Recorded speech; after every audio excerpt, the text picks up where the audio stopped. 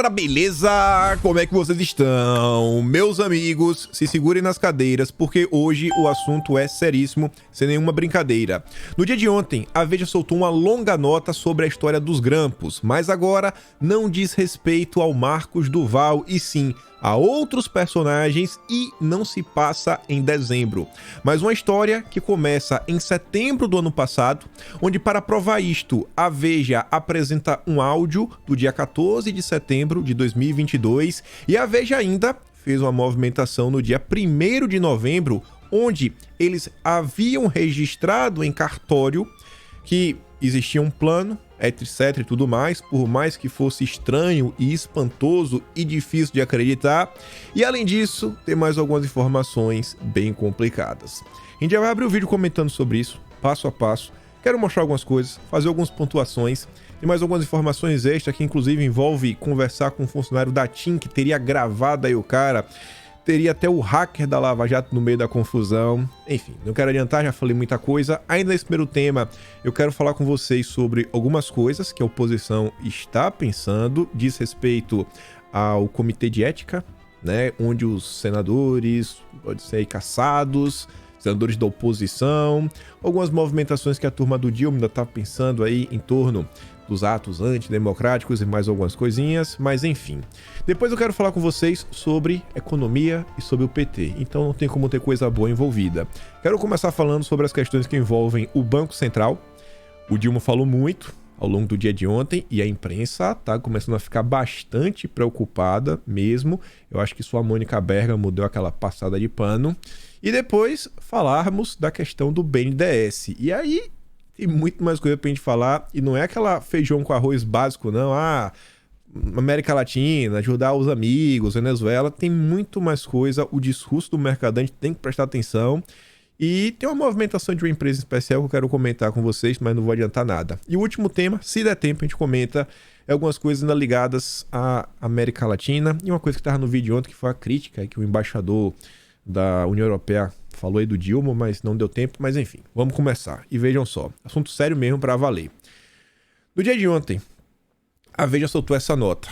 E digo para vocês, sem querer criar nenhum alarde nem nada, mas já falando, eu acho que isso daqui tem um potencial grande de crescer e essa confusão aumentar. Se o que a Veja está apresentando, tudo que ela está apresentando, for do jeito que ela está apresentando, meu amigo, é problema.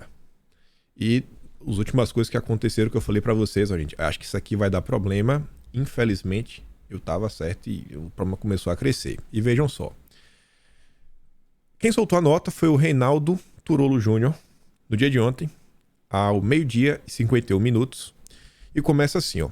Em setembro de 2022, 3 meses antes de Jair Bolsonaro, o ex-deputado Daniel Silveira se reunirem com o Marcos Duval para propor um plano, né, que é a história do grampo. Ao que tudo indica, a semente para isso foi plantada em setembro de 2022, da trama de grampeamento ilegal do magistrado. A trama não teria começado com Daniel Silveira, mas antes disso, já em setembro. O objetivo seria flagrar o ministro em qualquer diálogo que pudesse pôr em xeque sua imparcialidade como juiz, etc., e causar uma confusão. E a partir disso, segundo aí a turma da Veja, invalidar as eleições. Como mostrou a Veja em agosto do ano passado, no dia 10 daquele mês, Bolsonaro recebeu no Palácio da Alvorada, fora da agenda oficial, o hacker Walter Delgatti Neto, que ficou famoso com a Vaza Jato. Em seguida, o rapaz esteve no Ministério da Defesa. A aproximação entre Delgatti e Bolsonaro foi intermediada pela deputada Carla Zambelli. Na época, a Veja postou algumas notas, ela até deixaram alguns hiperlinks que você consegue ver as notas anteriores. Tem uma nota que a Veja captura o Delgatti saindo do seu hotel, entrando no carro, mostrando para ele que tá indo, etc, tudo mais, para justificar que ele teria se encontrado com o Bolsonaro, teria ido o PL e mais algumas coisas. Mas enfim, né? E a Carla Zambelli, que era então uma das aliadas mais próximas do presidente. Na ocasião, Delgatti, Bolsonaro e Zambelli conversaram na Alvorada sobre supostas fragilidades técnicas das urnas. Na primeira quinzena de setembro, Delgatti teria sido acionado por Zambelli para uma nova conversa que, como ele descobriria em seguida, seria com o próprio presidente. Aqui começa a surgir uma história bem similar à do Marcos Duval. Um deputado, em tese próximo a Bolsonaro, convida uma terceira pessoa para um papo super importante. Abre aspas. Eu encontrei a Zambelli e ela levou um celular. Abriu o celular novo, colocou um chip, aí ela cadastrou o chip e o Bolsonaro telefonou no chip. Foi por chamada normal. Relatou o Delgatti. Um relato. Não apresentou um áudio sobre Bolsonaro. Na conversa, Bolsonaro teria proposto a Delgatti que ele assumisse a autoria de um grampeamento ilegal de Moraes que, mais cedo ou mais tarde, viria a público. Abre aspas. Eles precisam de alguém para apresentar os grampos e depois eles garantiriam que limpam a barra, confidenciou. A ideia era clara, usar o hacker para reeditar uma espécie de vaza-jato, célebre vazamento, né, dos diálogos, da Força Tarefa, da Lava Jato. Nos relatos que fez, o Delgatti se referiu ao então presidente como 01. Ele, Bolsonaro, falou, a sua missão é assumir isso daqui, só porque depois o resto é com nós. Eu falei, beleza. Aí ele falou, e depois disso você tem o céu.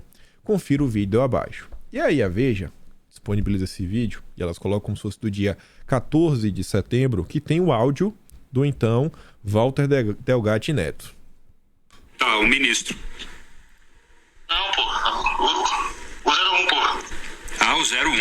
Caraca. Ó. Depois eu vejo uma forma de explicar, mas o que vai acontecer agora, eu vou te dar uma adiantada, é que eles conseguiram grampear o Alexandre de Moraes. Você tá brincando, cara. É sério. E vai dar uma merda gigantesca, porque eles só podem apresentar isso com agressão. Tipo, constitucionalmente falando, não podem. Só que aí eles precisam de alguém para apresentar e depois ele garantir que limpa a barra, sabe? Entendi. Não, mas veja. É isso que aconteceu. Eles conseguiram grampear, agora eles conseguiram grampear e pegaram alguma coisa grave? Pegaram. Você viu o que é? Não, mas ele contou por cima e ele falou comigo, chegou a esse ponto e ele falou, a sua missão é assumir isso daqui, só. Puta. Porque depois o resto é do nosso. Eu falei, beleza. Aí ele falou, e depois disso você tem o céu. Essa é a versão. O Delgatti não apresenta nada. Isso, em tese, teria ocorrido em setembro do ano passado. Grampos. Na época, eles já teriam grampeado. E já teriam algum material. Eles precisavam... Essa pessoa, se eles já tinham grampeado, para que esse pessoa do hacker da Vaza Jato? Que aí, o que ele está falando é que ele soltaria. Porque, constitucionalmente, eles não poderiam revelar o conteúdo do grampo. Aí teria que replicar uma Vaza Jato. Essa é a teoria, né? É a tese por trás dessa confusão. Mas vamos continuar. Na suposta conversa com o hacker, Bolsonaro teria dito que já haviam conseguido interceptar mensagens internas trocadas entre os ministros e servidores da Justiça, nas quais o magistrado estaria discorrendo sobre a suposta vulnerabilidade, as confusões durante o pleito. Esse ponto deveria ser explorado na imprensa para alegar a suspeição do ministro e tirá-lo da condução do processo eleitoral. O hacker topou de imediato a oferta e ficou de prontidão, aguardando novos contatos do núcleo duro do bolsonarismo para tratar do assunto. À mesma época, enquanto não chegava a ele novas informações, o Delgatti procurou um funcionário da operadora TIM, ofereceu a ele dinheiro para que ajudasse no grampeamento ilegal do ministro, fornecendo um chip com o mesmo número utilizado pelo ministro.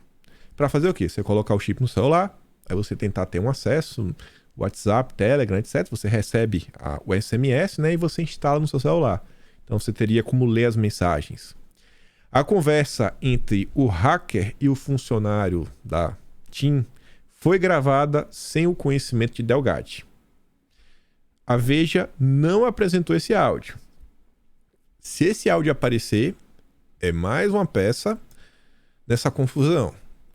E aí, segundo o jornalista da Veja, nessa conversa, o hacker insinuou ao interlocutor que havia mais pessoas por trás dessa operação que resultaria em um crime. O funcionário da TIM não aceitou participar da trama. Então teria que ver que gravação é essa, teria que ver se realmente isso aconteceu. Essa conversa tá toda muito estranha. Tem algumas coisas que na minha cabeça tá estranho. Não tá encaixando. Porque tudo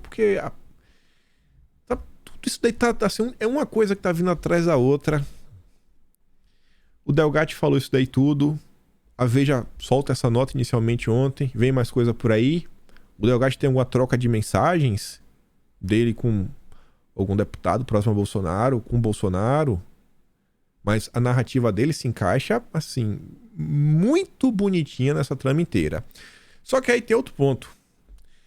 Em 26 de setembro, 26 de setembro, ou seja, muito antes aí da tal história do Daniel Silveira, do Marcos Duval, que seria lá em dezembro, ao tomar conhecimento do plano envolvendo o hacker e o Palácio do Planalto, a reportagem da Veja registrou no primeiro ofício de notas e protesto de Brasília, acho que eu falei 1º de novembro, né? Na verdade, 26 de setembro, me atrapalhei no início do vídeo, mas enfim. Ou seja, no dia 26 de setembro, eles registraram em cartório um documento que narrava a suposta articulação para grampear um ministro e fazer o hacker assumir a autoria do crime. E aí, gente, olha só. Eu nunca ouvi falar disso. Nunca ouvi falar. Não tenho conhecidos que trabalham aí em grandes jornais da grande imprensa, coisa, uma pessoa ou outra, mas com que eu perguntei, falou, cara, eu nunca vi isso. O que é que isso significa? Eu não sei. Às vezes o cara falou, cara, ele ouviu o áudio. Aí ele falou, vou registrar isso aqui em cartório, porque vai que na frente aconteça alguma coisa, ou não sei. Se a Veja realmente tiver registrado em cartório, bonitinho, uma história, olha só, que o hacker contou pra gente, que ia grampear, que o pessoal tava tentando, que é fulano, ciclano, beltrano e tudo mais. Juridicamente, não podem falar que tem um batom na cueca, mostra que Bolsonaro realmente fez isso. Agora, politicamente, você tem um fato realmente que acaba por conturbar, né, o cenário que a gente está vivendo hoje. Embora grave, não havia provas sobre a história para tornar o caso público. Réu na justiça, por roubar a mensagem da Lava Jato, Delgatti é comumente descrito pelos investigadores como um mitômano, exagerando muitas vezes nas histórias e nas relações com poderosos. No entanto, fatos novos ocorridos no último mês dão uma nova dimensão ao caso. E que fatos são esses? A história do Marcos Duval, que saiu na semana passada, né? Na quinta-feira, dia 2. E aí no final ele diz, após o caso vir a público, Delgatti comentou com interlocutores que viu no relato do senador a continuação do plano iniciado em setembro. Outro episódio também mostra que o hacker esteve todo o tempo a serviço do bolsonarismo golpista. No início de janeiro deste ano, veículos de imprensa noticiaram que alguém entrou no sistema do CNJ. E aí a matéria narra o que vai acontecer, os casos, não vou relembrar os casos. Quem quiser dar uma pausa, dá uma lida. Aí depois continua narrando o que foi aconteceu, né, quando entraram nos sistemas do CNJ. Aí lá na frente, a matéria fala que o Delgatti contou a pessoas próximas sobre como efetuou o hackeamento. E a matéria fica assim meio aberta, fica sem deixar claro se foi o Delgatti que hackeou o CNJ ou não. Ou se está falando de outro hackeamento. Fiquem aberto. Será que é do CNJ que está falando? Foi o Delgatti? Ele está assumindo que foi ele? Porque a matéria diz que a invasão, contudo, foi descoberta a tempo e está sendo investigada pelo CNJ e pela Polícia Federal. Delgatti contou a pessoas próximas sobre como efetuou o hackeamento. Tá? Qual hackeamento? Esse do CNJ? Não quero bater o martelo porque tá assim, meio aberto. Não sei. A polícia sabe que é ele. Tá estranho. Sua aliada, Carla Zambelli, também teria mencionado o episódio com seu entorno. Procurado por Veja, Delgatti disse que não vai comentar o episódio da invasão do CNJ. Também eu achei estranho, né? Como é que eles sabem que a Zambelli comentou sobre isso? Na semana passada, Moraes determinou que a Polícia Federal investigue relatos feitos pelos Marcos Duval sobre a ideia do grampo legal com possíveis envolvimento de Bolsonaro. Diante das novas revelações sobre o suposto plano ilegal, é provável que o hacker da Vaza Jato também seja chamado a jogar mais luzes sobre a Operação Aloprada. Talvez até a própria Zambelli para prestar depoimento. Procurados por Veja para comentar a Operação Hacker, Bolsonaro não foi localizado e Zambelli não retornou os pedidos de entrevista. Aqui está uma postagem que a Zambelli colocou em suas redes no dia 10 de agosto de 2022. Vilagem, Ribeirão Preto e Convenções, com as malas na mão, um homem que hackeou 200 autoridades, entre ministros do Executivo e do Judiciário brasileiro. Muita gente deve realmente ficar de cabelo em pé depois desse encontro fortuito. Em breve, novidades. Parabéns, Zambelli. Parabéns aí. Parabéns. Conseguiu se meter em mais uma confusão.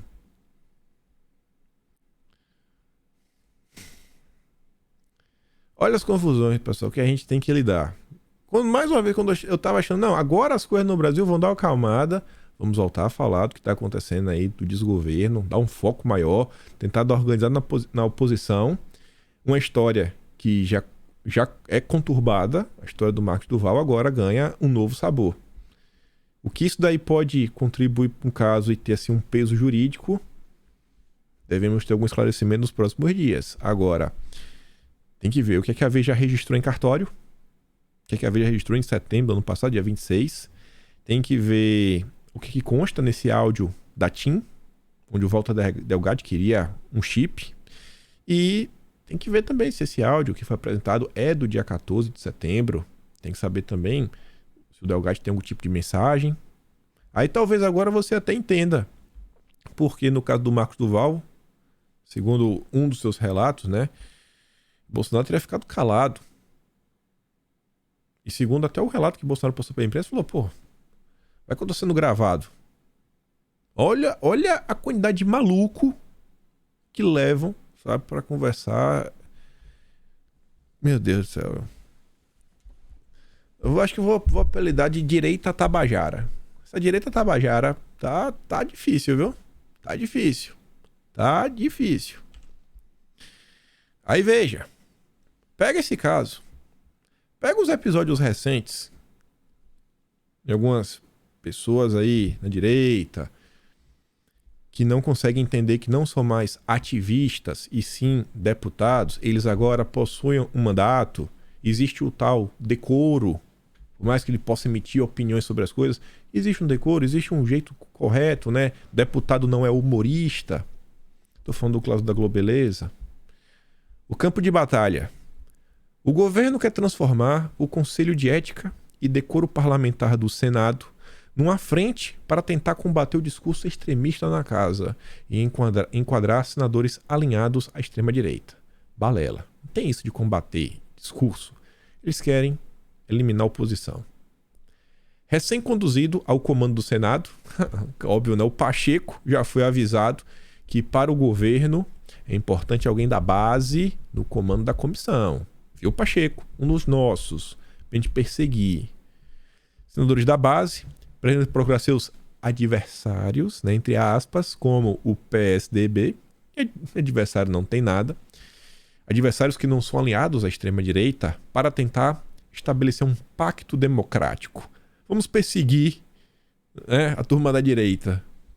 A ideia é que, ao contrário do que tradicionalmente ocorre no Congresso, onde funciona basicamente com órgão figurativo, o Conselho de Ética, que pode aplicar punições aos parlamentares e até iniciar o processo de cassação de seus mandatos, atue efetivamente. O primeiro teste será como a comissão vai cuidar do caso do senador Marcos Duval, que, ao que tudo indica, a sua suplente faz o L. Ou possivelmente não teria problemas em fazer o L. Ou a direita, realmente assim, bota o juízo no lugar, entende que os nossos deputados, eles não são mais ativistas, eles não são humoristas, eles têm um mandato a zelar. Existem milhões de pessoas no Brasil que estão esperando um trabalho sério por parte deles, porque a confusão, ela tá aí e eu acho que ela vai continuar crescendo. Ela vai continuar crescendo. É só ver o tipo de movimentação que está sendo feita e também o tom que o Dilma vem adotando. No discurso dele ontem, ele volta a atacar aí, né? Pregando nós contra eles. Aqui, ó. Lula disse que atos golpistas foram revolta dos ricos que perderam as eleições. Tá com raiva, viu? Aí quando você clica na matéria, tá lá, né? Lula insiste na narrativa do nós contra eles e diz que atos golpistas foram revolta dos ricos. Aí fala, ó, ele repetiu nós contra eles, que foi adotada ao longo dos governos petistas, e afirmou na manhã desta segunda-feira, dia 6, que os atos que resultaram na depredação da sede dos três poderes foram a revolta dos ricos que perderam as eleições. A declaração ocorreu durante a posse do Aloysio Mercadante, lá no BNDES. O pronunciamento do presidente, quase um mês após o ataque, marca o reforço de um discurso adotado nos 13 anos do PT no governo federal. Ao longo de 20 anos, a polarização estimulada pelo petista foi marcada por críticas do PSDB, MDB com Michel Temer, que assumiu o lugar da Dilma, e o governo de Jair Bolsonaro. Eleito com menos de 51% dos votos válidos, o Dilma buscou passar a ideia de que sua candidatura seria uma frente ampla contra Bolsonaro, o que é mentira.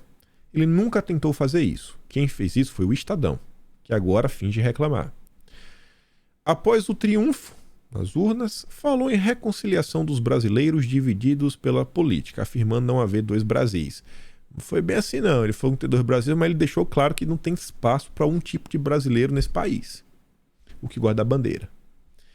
Desde a posse, porém, tem repetido a tática de Bolsonaro, aí tem que ver a Bolsonaro no meio, de falar para a base mais fiel. Uma coisa é falar para a base mais fiel, outra coisa é perseguir e pregar perseguição. Tem nada a ver com Bolsonaro, nada. Jornalista no governo Bolsonaro chorava porque Bolsonaro bloqueava em seu perfil particular nas redes sociais, perfis, como os jornalistas. O presidente me bloqueou. Esse era o choro. Aqui a gente está vendo um discurso contra uma parcela extremamente significante da população brasileira. Isso é preocupante. Demais. Governo Dilma agora impõe sigilo a imagens de vandalismo, da confusão. E olha que interessante essa matéria. Saiu na Folha de São Paulo para minha surpresa. O governo do Dilma impôs sigilo sobre a íntegra das imagens dos atos de vandalismo registrados pelo sistema de câmeras do Palácio do Planalto, alegando riscos para a segurança das instalações presidenciais. No entanto, o desgoverno divulgou oficialmente trechos editados. A Folha entrou em contato através da Lei de Acesso à Informação e foi negado. Não pode ter os tapes na íntegra, porque pode apresentar algum tipo de risco, descobrir como é que funcionam as coisas. Não pode mostrar. Mas o Dilma forneceu trechos editados. Olha que interessante. Será que esses trechos editados têm algo especial? Aí você vê os trechos editados que não permitem analisar a atuação e eventual omissão das forças de segurança no dia 8. Não dá para analisar. Será que teve omissão do GSI, que está sob a tutela do governo? Será que teve algum tipo de omissão sobre... Não sei, o Exército também está lá no governo? O Ministério da Justiça? Será? Não sei. A Folha também não sabe. Além, os trechos divulgados, editados, priorizaram passagens que ligam a imagem dos ataques mais fortemente ao ex-presidente Jair Bolsonaro. É aquela maquiagem do PT. Em uma das imagens de maior repercussão, um manifestante golpista usando uma camiseta com o rosto de Bolsonaro joga no chão o relógio, do lado do Dom João VI. Todo mundo já sabe dessa história. Só que aí veja, fontes que tiveram acesso a mais imagem das câmeras de segurança, no entanto, apontam que esse não foi o único manifestante a vandalizar o relógio. O item histórico chegou a ser recolocado no lugar, mas depois uma nova turba o jogou no chão novamente. O governo, no entanto, preferiu divulgar apenas a imagem do homem com a camisa que tem Bolsonaro nela. A Folha questionou a SECOM por que apenas os trechos editados foram divulgados e quais os critérios para selecionar quais trechos se tornaram públicos. Também foi perguntado por que apenas o trecho da destruição do relógio pelo manifestante com a camiseta de Bolsonaro foi divulgado, sendo que outras pessoas também vandalizaram. O governo não respondeu. O governo não respondeu e não vai. E não vai responder. Assim como o caso do ministro da Estrada, o governo não vai responder. O Estadão não soltou nenhuma nota nova. Acho que desistiu. Tá falando aí, o Matheus Leitão desapareceu, não fala nada na Veja. O casal lá da Veja não fala nada. A coluna do Maquiavel não fala nada. O Robson Bonino não fala nada. A Clarissa não fala nada. O Guilherme Amado não fala nada. A Bruna Lima, que trabalha com ele, não fala nada. O Igor Gadelha não fala nada. O Gustavo Zucco, que trabalha com ele, não fala nada. O Ricardo Rangel não fala nada. Tá lá falando do cheque do cartão corporativo da Michelle, siliconado e... Vou falar isso. Cadê o Paulo Capelli? Não fala nada. Aí na coluna da Mônica Berger não fala nada. A Júlia Scheib não fala nada. A Kátia Seabra não fala nada. O Zanini não fala nada. Não, acho que uma nota no Zanini. Só uma. Que foi lá. Não, na verdade nem foi. Foi a nota lá do Poder, né? Que a Folha no geral. Não fala nada. Tá aí. Aí na Globo, a Bela Megali não fala nada. O Lauro Jardim não fala nada. O Bernardo Melo Franco não fala nada. A Miriam Leitão não fala nada. A Malu Gaspar, eu não vi isso no Gaspar, do Rafael Moura, que escrevem juntos. Nada. Quem que vai falar sobre isso? Cadê o Sérgio Roxo? Ninguém fala nada. Aí tá aí também. Não fala nada. Ninguém vai cobrar. É o que a gente tá adiante. A turma não tá pra brincadeira. Tá mais do que claro. Não estão pra brincadeira. Ou a direita realmente assim amadurece. A população tem que também fazer sua parte, né? Parar de defender algumas coisas que são indefensáveis. Pelo amor de Deus, né, gente? E os deputados Tabajara abandonar, né, a direita Tabajara. Falar, ó, vou deixar de ser Tabajara agora, vou começar a trabalhar, né, com um foco maior. A turma não tá pra brincadeira. Vocês acham que eles também não estão de olhos abertos pra comissão de ética da Câmara? Só pro Senado. Só tô preocupado com o Senado. Pelo amor de Deus, né? Isso aqui, graças a Deus também. Essa aqui é uma notícia boa. Só pra não ficar só com notícia ruim. Isso aqui é... Acho que não vai dar nada. Acho que não vai dar nada. Mas não importa. Flávio Bolsonaro denuncia Randolph por confusão com o youtuber no Senado. Agora, né? E aí? O Randolph pegou um celular que não era dele. O youtuber que, lá atrás, quando xingou o Bolsonaro, o Randolph, bateu palma. Bateu, né? Palma. Felizíssimo. Isso aí. Aí agora, não. Aí depois falando na postagem do Felipe Neto, falar, estou arrependido, porque eu sou xingado, sou perseguido o dia todo por essas milícias. Uma hora a gente perde a cabeça. O cara falou, perguntou numa boa pra ele sobre uma lei. Ele tomou o celular do cara. Aí, muito melhor do que lacrar nas redes, é isso daí. Quer fazer um comentário? Faz um comentário numa boa. Principalmente os deputados aí. E toma uma ação real, contundente. Falar nas redes sociais, expor sua insatisfação não vai ajudar muita coisa. Isso daqui pode levar a algum lugar. Mas é isso. Vamos prestar atenção nos dobramentos. Quero ver o que a Veja vai revelar. Se é que vai revelar mais alguma coisa.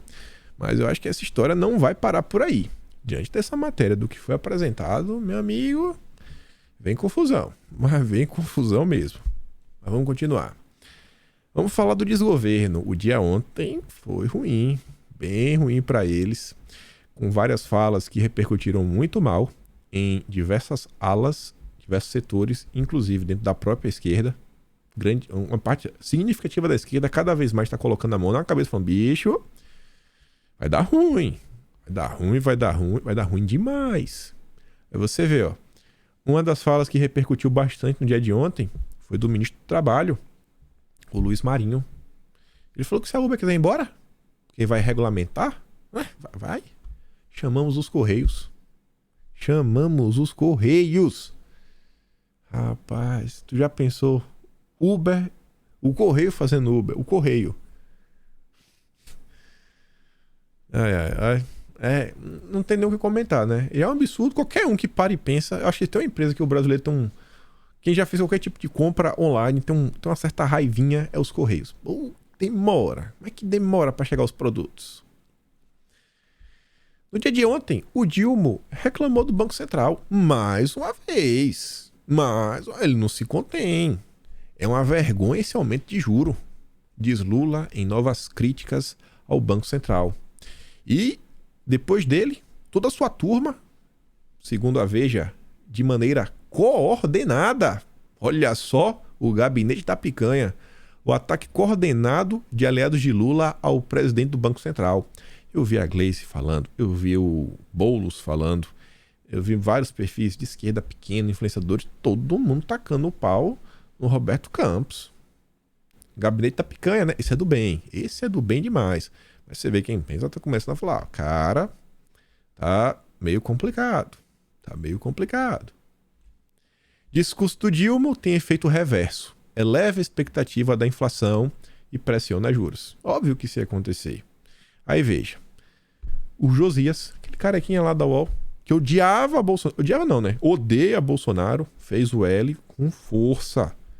Escreveu, sob Lula, rentista não perde por esperar, ganha. O cara que fez o L tá criticando o Lula. Um crítico histérico de Bolsonaro. É necessário distinguir as forças que fazem parte da crise daquelas que se alimentam dela. Na seara econômica, parecem ser a mesma coisa, mas não são. O juro alto, por exemplo, inibe o crescimento da economia, dando a impressão de que é a própria crise. Isso é falso. O governo, como se sabe, é financiado pela dívida pública. Se Lula e sua equipe econômica, sua equipe como um todo, na verdade, equilibrarem as contas nacionais e instituírem um mecanismo qualquer que sinalize apreço pela responsabilidade fiscal, a caldeira dos juros perde sua energia. Se o Lula fizer a parte dele, os juros se acalmam. E aí, né, a caldeira dos juros perde sua energia, e aí o Roberto Campos poderá fornecer matéria-prima para que Lula mude de assunto. Ano passado, vocês se lembram quantas semanas em consecutivo... Semanas não, né? Na verdade, foram assim, vai ser várias semanas, porque foram vários meses. Vocês lembram ali no final do ano, ali do meio pro fim do ano, quantidade de meses seguidos, semanas consecutivas, onde a inflação foi revisada para baixo? Vocês devem lembrar disso. Vocês lembram também que no ano passado nós passamos o ano assistindo o PIB ser revisado para cima? Esse era o governo Bolsonaro. PIB crescendo, cada vez que era revisado, uma revisão maior. E a inflação, cada vez que revisava, caía mais. Estamos no Dilma. Na segunda-feira, o Boletim Focus, que é o termômetro usado pelo Banco Central para medir a temperatura do mercado, captou uma alta na projeção do índice de inflação pela 8ª semana consecutiva. A 8ª semana consecutiva. 8 semanas que a inflação está revisando para cima. E, rapaz, para onde que estamos indo? Para onde que estamos indo? Isso conspira contra as pretensões do Dilma. Quanto maior a inflação, maior os juros, que é para tentar controlar a inflação. O Banco Central mantém os juros nas nuvens porque sua missão é conter a inflação dentro da meta fixada pelo Conselho Monetário Nacional. Cada vez que Lula toca a corneta dos juros, ele envenena os indicadores econômicos. É como se conspirasse deliberadamente contra o investimento na produção. Sob Lula, os rentistas não perdem por esperar. Eles ganham. Aí vem o salto. Não sei se ele está com raiva porque ele estava cotado para assumir um cargo na picanhagem. Fez o L, é amigo do Galípolo, do Guilherme Melo. Isso é uma matéria pré-eleição, falava a Faria Lima progressista, jantar, o Faria Lima progressista acompanha a eleição. Aí tava lá a foto dele, né, com a calcinha assim, né, uma camisinha da Ralph Lauren, achando belíssimo. Meu Deus, mas enfim. Aí o Felipe Salto fala o seguinte, ó, o Banco Central não coloca os juros num determinado patamar por voluntarismo. Não é que o Campos Neto ele tem raiva. Ah, eu tenho raiva do Lula, eu tenho raiva do povo brasileiro, eu vou aumentar os juros. Não, não é assim.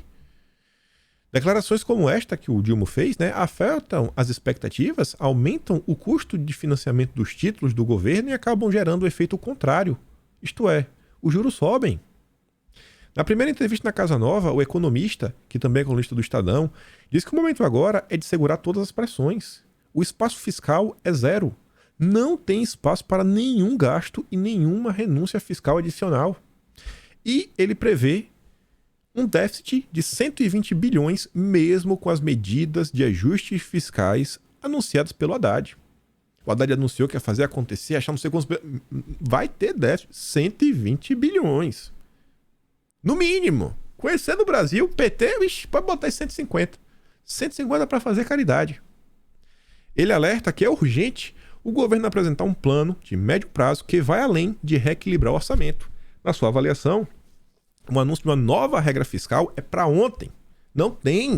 O governo está perdido. Está só discutindo maluquice e querendo perseguir a oposição.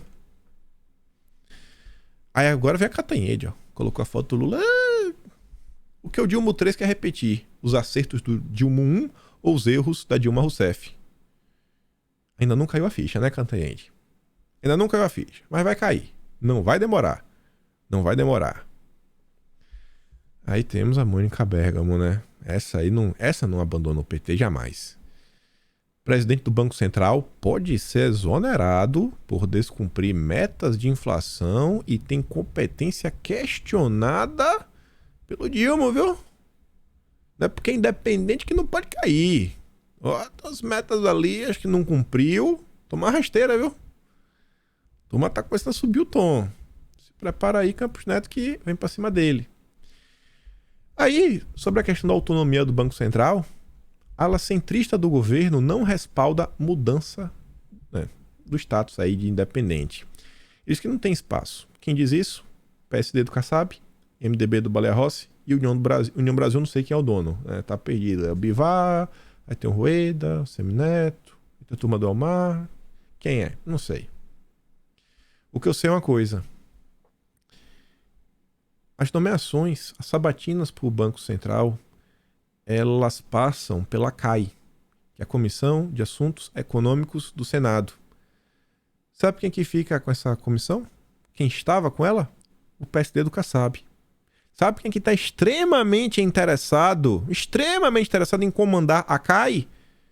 O Humberto Costa. O PT quer colocar Humberto Costa. Será que tem alguma relação com o Banco Central? Pode ser que sim, pode ser que não. Pode ser que sim, pode ser que não. As comissões. Controle das comissões. Por lá passam as sabatinas. E aí, olha só. Uma matéria que vai fazer uma transição para outro assunto e que tem muito mais sobre brigas internas do que sobre o próprio Banco Central. Para entender essa matéria, tem que lembrar que durante a fase de transição já estava acontecendo brigas entre o Haddad, a Gleisi Hoffmann e o Aloysio Mercadante. A briga já estava rolando. Confusão grande. Tem uma ciumeira. Adicione isso. Aquela primeira... Acho que foi o primeiro Roda Viva do ano. Que foi quando o Rui Costa foi lá. E o Rui Costa falou que o Dilma poderia ser candidato à reeleição. Aí o pessoal falou, meu Deus, o que é isso? E aí depois disso saiu uma nota no Lauro Jardim falando que o Rui Costa não falou isso de forma aleatória, mas falou isso para meio que acalmar os ânimos e tentar baixar a temperatura interna dentro do PT, porque a briga tá feia.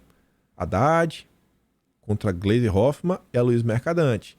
O PT não é assim, a esquerda não briga, não é assim, gente. Aí o que essa matéria disse? A irritação de Haddad e da equipe econômica com as falas do Dilma sobre juros e Banco Central. Vocês viram ao longo aí dos últimos meses que pessoas foram impedidas de assumirem cargos porque criticou o Dilma. O Dilma não aceita críticas. Ele não aceita. De jeito nenhum. Ele quer ser tratado como Deus. Aí a matéria já coloca que o Haddad está conspirando contra ele. Fazendo fofoquinha. O ministro da Fazenda, o Haddad, e integrantes da equipe econômica mostram nos bastidores certa irritação com as frequentes críticas do Dilma à alta taxa de juros e ao Banco Central. Quando retornou do Fórum Econômico, lá em Davos, o Haddad se mostrou animado. A leitura do ministro foi que conseguiu passar os recados que queria, lá na Suíça. No entanto, após chegar ao Brasil e se deparar com as primeiras críticas do Dilma à autonomia do Banco Central e alta de juros, brincou com interlocutores dizendo que voltaria para Davos. Após a publicação da nota, o Haddad entrou em contato com a coluna e disse que repudia esse tipo de intriga. Olha o que eu falo pra vocês sobre nota plantada. Notinha plantada. Solta a nota falando isso daí. Solta. Se é verdade ou não, a gente não sabe. Mas a porrada vem e o pau come. E a desconfiança cresce. Afirmou ainda que se vê como um colaborador do Dilma. com quem discute lealmente todos os assuntos. Olha como ele tem que se reafirmar que ele é leal, que ele apoia, que ele... Nossa, ele passa pano pra tudo. As críticas de Lula na seara econômica têm se intensificado. Haddad tá de fofoquinha no bastidor. Haddad, será? Aí você pega essa nota, saímos aqui do Banco Central e vamos falar de outro banco, BNDES. Ontem também, coluninha do Lauro Jardim. Posse de mercadante no BNDES foi muito prestigiada, mas a posse do mercadante foi mais do que prestigiada. Teve Lula, 10 ministros, quase todos os maiores banqueiros do Brasil e até Chico Buarque. Gente, o Haddad é o cara que conversa com os bancos agora. O cara tá falando que tava todos os banqueiros lá, todos, 10 ministros, até Chico Buarque. Só não teve o alto escalão do Ministério da Fazenda. Nem Haddad, nem o número 2, o Galípolo, foram. E aí, olha só. Se a matéria terminasse, o Haddad não tava, beleza. Ou então assim, faltou o Haddad, beleza. Mas a matéria tá fazendo questão de grifar o Haddad e o Galípolo. Isso não é à toa. Galera, assim, o país não tem uma agenda propositiva. O Brasil não tem mais uma âncora fiscal. Não tem. O governo revogou tudo, até a âncora fiscal do país. Estamos à deriva. Estamos à deriva no Oceano Atlântico. Quem vai resgatar o Brasil? E o que a turma tá fazendo? Querendo perseguir a oposição no Senado? Querendo perseguir a oposição em tudo que é jeito? E brigando entre si, já pensando em 2026. Esse é o PT. Este é o PT, o partido da picanha. E o Dilma não parou com o Banco Central. Continuou falando várias loucuras. Mas antes, mercadante assume presidência do BNDES e defende parcerias na América Latina. Isso aqui é óbvio. Isso aqui tá rolando já. Lá foi na Argentina, né? Falar do gasoduto. Só que olha a fala do mercadante. Tem algumas palavrinhas gatilho. Ah, coloquei na outra. Aqui tem uma, mas a outra tá lá na frente. Eu só vou falar. Lá na frente de comenta. O nosso desenvolvimento passa necessariamente pela integração da América Latina, aquela ideia, né, Foro de São Paulo, e pela parceria com países do Sul Global. Tu já ouviu essa expressão Sul Global? Alguma vez na tua vida? Eu tô dizendo que não. Tu só ouve essa expressão se tu escuta a esquerda. Isso daqui é o que eu digo pra vocês daquela história do mundo multipolar. Mas a gente volta pra isso daí. O presidente Dilma tem toda a razão quando diz que o BNDES tem que ser um banco parceiro no desenvolvimento e integração regional. O Dilma já deixou claro que tem interesse em usar o BNDES para financiar projetos de países parceiros na América Latina, inclusive a possibilidade do governo brasileiro investir na construção do gasoduto da Patagônia, Argentina, né, que vai levar o gás ao Rio Grande do Sul. Aí vejam só, no discurso de ontem, o Dilma deu para mentir. Falou que o Brasil tomou calote por culpa de Bolsonaro, não porque a picanhagem fez coisa errada. E foi desmentido por diversos setores. Um grupo que desmentiu foi um antagonista. Acho que a turma tá gostando, né? Voltar a ser oposição. É fácil ser oposição contra o Dilma. É só falar o óbvio. Com o Bolsonaro tem que inventar história. Fake. Cuba e Venezuela não pagaram BNDES por causa de Bolsonaro. Segundo o Dilma, Cuba e Venezuela não pagaram empréstimos porque o presidente Bolsonaro resolveu cortar a relação internacional com esses países e não teria cobrado a dívida. Briguei com você, não quero mais seu dinheiro. Para, que coisa de maluco. A informação, no entanto, é falsa. Dados apresentados pelo site do próprio banco, o BNDES, registra inadimplementos dos países vizinhos desde janeiro de 2018, quando Michel Temer ainda estava na cadeira presidencial. Aí o antagonista deixa o link para esse site que fala embaixo. A partir de janeiro de 2018, surgiram inadimplentos nos pagamentos de Venezuela, Moçambique e Cuba em um valor total de 554 milhões de dólares até 30 de junho de 2019. Aqui é a matéria da DW. 19 de setembro de 2018. BNDES diz que empréstimos a Cuba e Venezuela foram um erro. Sim! Até a Malu Gaspar, hoje de manhã, na verdade, desculpa. Hoje no primeiro minuto do dia, 00:01, Documentos do governo Bolsonaro contradizem versão de Lula sobre calote da Venezuela. Cartas enviadas pelo Ministério da Economia mostram que governo Bolsonaro cobrou dívida que vem desde 2017. 2017. O cara tá lá falando que a culpa é de Bolsonaro. Olha a maluquice do discurso.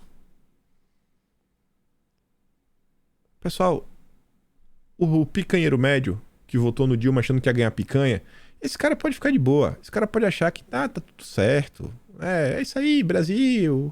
Faz o L. Agora, tu acha que os setores importantes, que têm peso, que movimentam a economia, que geram emprego, que influenciam nas decisões do país, tu acha que a turma vê uma coisa dessa e pensa o quê? Bota a mão na cabeça e fala, vou sair do Brasil. Não dá, esse país vai quebrar. Vamos entrar na crise. A própria esquerda já tá falando disso. Que o Brasil vai entrar numa crise. A Veja fez uma nota.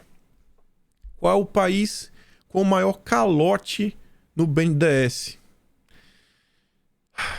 Segundo o próprio BNDES, até dezembro de 2022, o maior devedor? A Venezuela. 681 milhões de dólares. Milhões de dólares. O PT que fala aí, né, de recalcular os juros da dívida, né, uma auditoria da dívida. Pô, esse dinheiro aí dava para ajudar, né, a pagar essa dívida aí que o Brasil tem, que cresceu bastante na era petista. Cuba, 238 milhões de dólares. Ah, não, desculpa, falei bilhão não. Falei bilhão, é milhão. Desculpa. 681 milhões de dólares. Seguida por Cuba, 238 milhões de dólares. E Moçambique com 122 milhões de dólares. Os três países ainda têm 569 milhões de dólares em dívidas a vencer com o Banco de Fomento. E o Dilma disse que vai pagar. Vamos ver.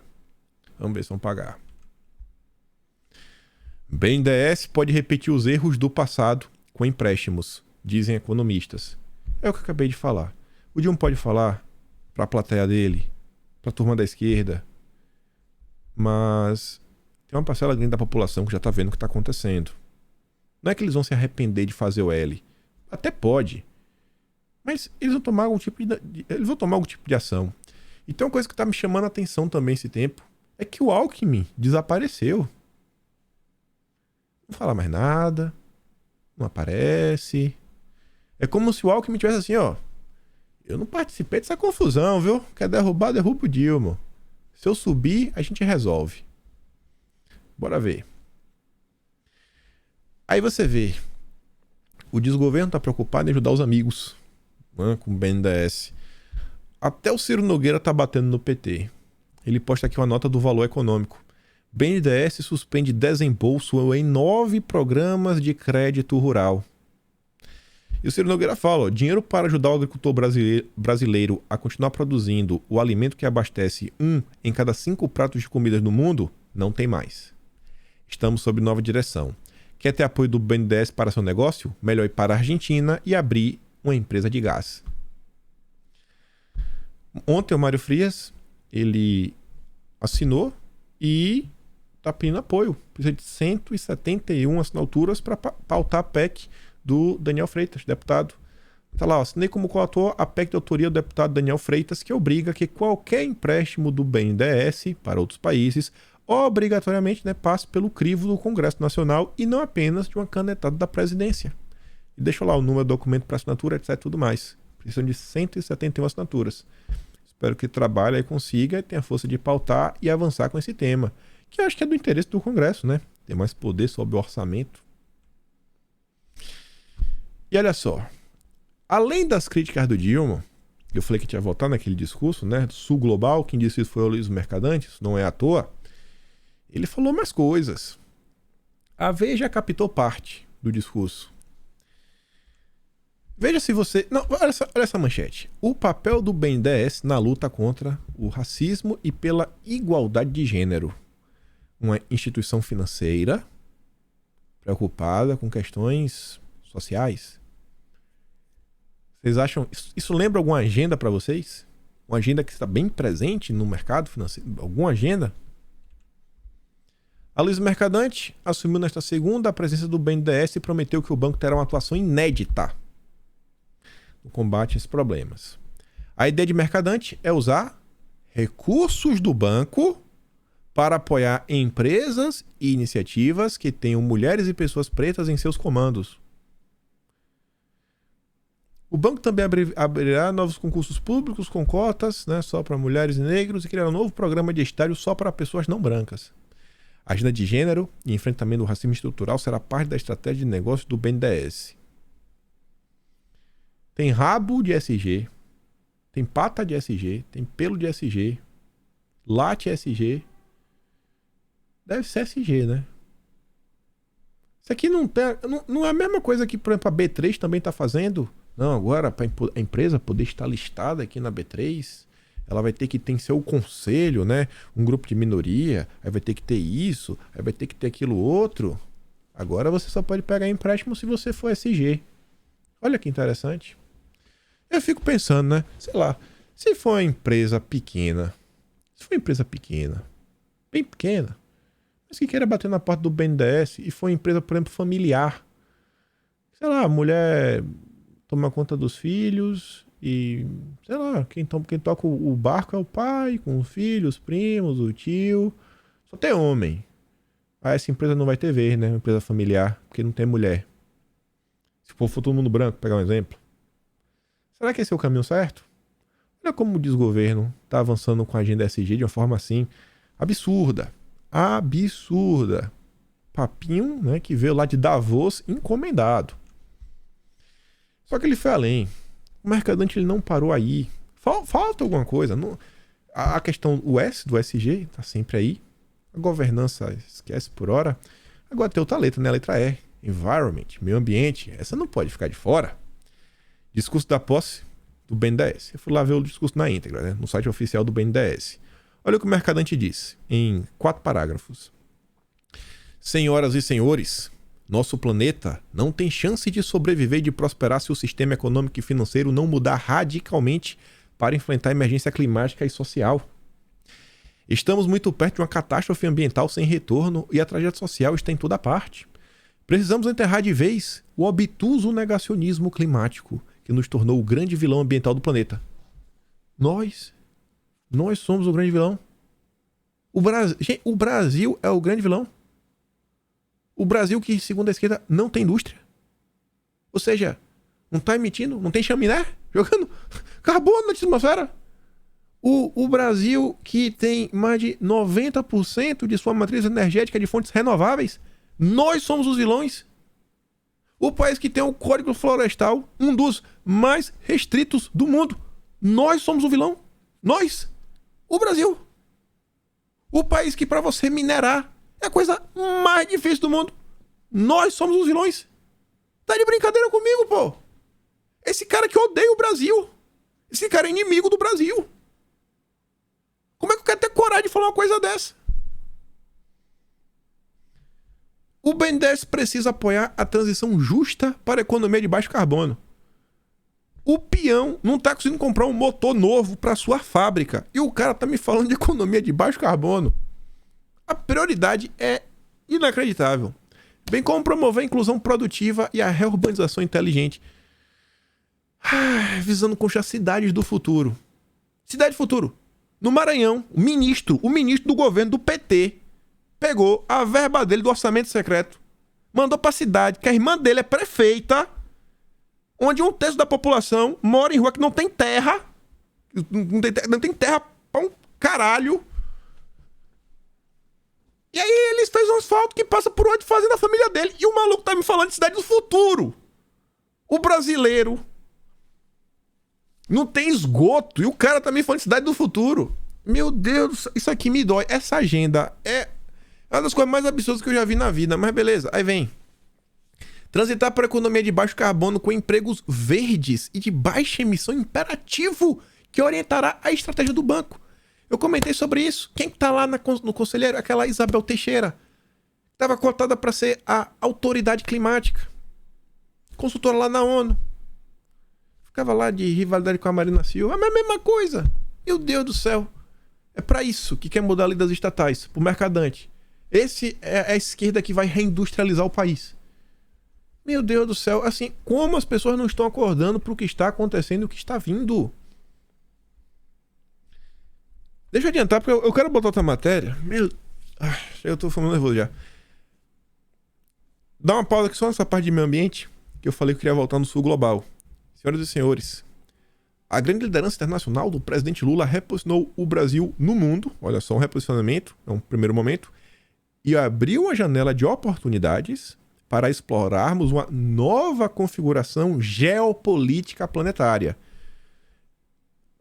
Essa palavra geopolítica vocês já escutaram, mas ela não faz parte dos debates da direita. A direita não fala geopolítica, é uma palavra que ela é muito mais no debate da esquerda. Isso aqui não é aleatório.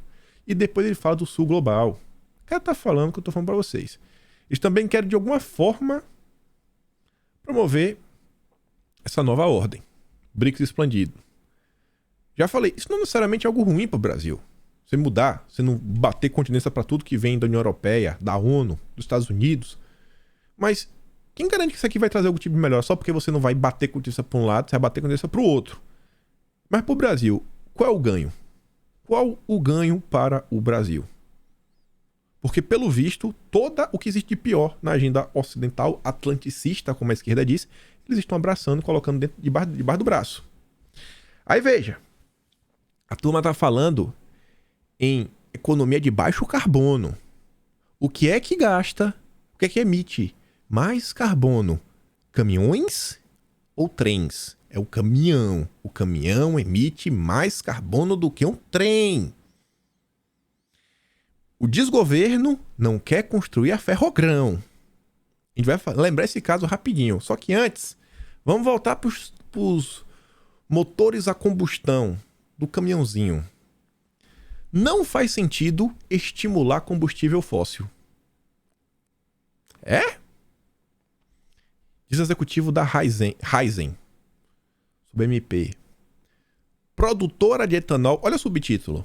A Raízen é prejudicada por medida provisória que estendeu a desoneração dos combustíveis. A Raízen não quer que o combustível fique barato, porque ela vai ser prejudicada. É o que diz a Natália Portinari. Rubens Ometo, você lembra desse cidadão? Empresário, doador do PT, também de Bolsonaro, é controlador indireto da Raízen. Ele é controlador da Cosan, que é sócia da Raízen, junto com a Shell. Maior doador da eleição do ano passado, Ometo foi o primeiro empresário a ter uma agenda com o Dilma neste ano. Nos próximos anos, a Raízen tem empréstimos com o Banco Nacional, tem com o BNDES para quitar nos próximos anos, que somam cerca de 330 milhões de reais. Rubens Ometo. A Raízen, que ele manda indiretamente, não quer ver o combustível barato, quer que volte a ser onerado. Vamos lembrar do Ferrogrão? Renan Filho defende Ferrogrão contra o nome diz que ouvirá Marina Silva. Isso foi dia 18 de janeiro. Dia 24, Ferrogrão não é prioridade. Nessa matéria, que o Lauro Jardim falava que não era prioridade, último parágrafo. Além dos questionamentos ambientais que são fortes, o Ferrogrão é também centro de uma briga de pesos pesados do setor. O grupo Cosan, dono da Rumo, faz forte oposição ao projeto. Você tira suas conclusões a partir de agora, porque não precisa explicar mais. Tá vendo aí, a Raízen, né, tá achando ruim combustível barato. A Ferrogrão não saiu do papel. A Raízen está usando olha só, a Raízen está usando o argumento ESG para justificar encarecer o combustível. Porque é combustível fóssil.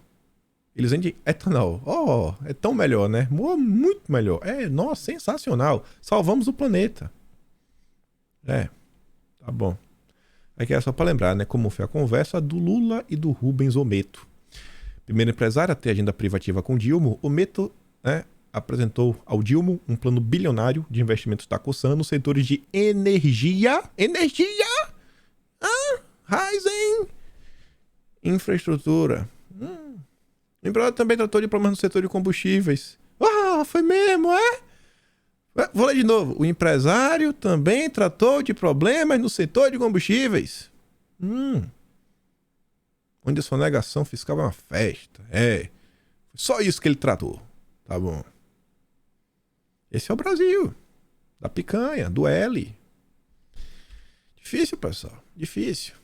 Isso aí eu comento depois. Que já bateu uma hora aqui. Vai bater. A turma é que finge proteger o meio ambiente. Cara, estamos indo pro abismo de maneira cada vez mais acelerada. E a turma não tá percebendo. Quer dizer, estão percebendo, né? Mas ainda tem muita gente dormindo. Tem muita gente que ainda tá dormindo. Aqui estão os links do vídeo de hoje. E é isso. Se gosta do meu trabalho, posta no meu canal. Tem um plano valeu, tem um Pedro na descrição. Eu vou mandar o áudio lá do Delgatti Neto no Telegram. Vocês podem baixar, ouvir com calma. O áudio tá todo legendado. O link tá aqui na descrição também. Agora, esse assunto aqui, pessoal, a questão do ESG, olha quanto tempo a gente tá comentando sobre isso. Olha quanto tempo tá comentando sobre isso. É um assunto que os deputados, eles vão ter que chegar a algum tipo de, sei lá, de entendimento mínimo para saber como combater isso. Você tá vendo quais são os argumentos que eles usam? Ah, não, temos que combater os combustíveis fósseis. Não, olha só, gasolina barata, não, isso é ruim pro planeta. E pro bolso do povo? Não. Olha para que o BNDES pode vir a ser utilizado. Olha que tipo de agenda eles estão tentando emplacar. Tudo em nome de salvar o planeta. Isso para mim é extremamente preocupante. E é isso, já falei demais. Só a última notícia, que não tem a ver com notícia. Tô postando uns vídeos com frequência lá no outro canal, no Talking Show. O link tá aqui na descrição. Devo postar hoje mais tarde um papo que eu bati com um amigo meu que voltou do Brasil. A gente conversou acho que quase uma hora, a gente postou lá, foi um monte de maluquice. E eu acho que eu devo gravar com ele depois, ao vivo depois, tipo uma espécie de podcast. Ele deve ficar aqui até o final da semana antes de ir pro interior. E aí, sei lá, tava me contando várias coisas do Brasil, né? Estando aqui, vendo de fora é uma coisa. Indo lá, vendo de perto, batendo papo é outra. Eu acho que é um papo interessante. Era só isso daí mesmo, só pra avisar. Aquele grande beijo, abraço, tamo juntos. Valeu, meus amigos. E agora eu fui.